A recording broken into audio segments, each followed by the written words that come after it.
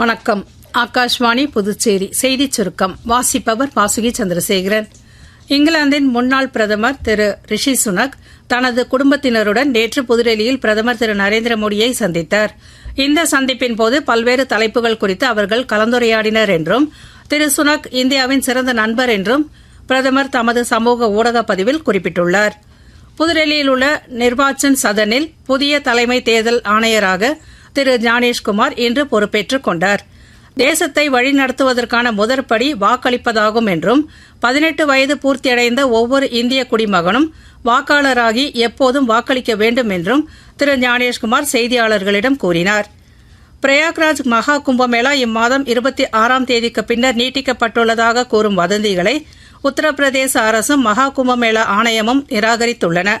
மகா கும்பமேளா திட்டமிட்டபடி பிப்ரவரி 26ஆம் தேதி முடிவடையும் என்றும் பக்தர்கள் எந்தவிதமான வதந்திகளையும் நம்ப வேண்டாம் என்றும் பிரயாக்ராஜ் மாவட்ட நீதிபதி திரு ரவீந்திர மந்தாத் தெளிவுபடுத்தியுள்ளார்.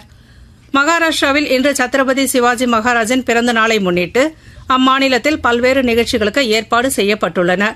சத்ரபதி சிவாஜி பிறந்த இடமான கோட்டை சிவனேரியில் இன்று காலை நடைபெறும் நிகழ்ச்சியில் அம்மாநில முதலமைச்சர் திரு தேவேந்திர பட்னாவிஸ் பங்கேற்க உள்ளார் என்று தகவல்கள் தெரிவிக்கின்றன.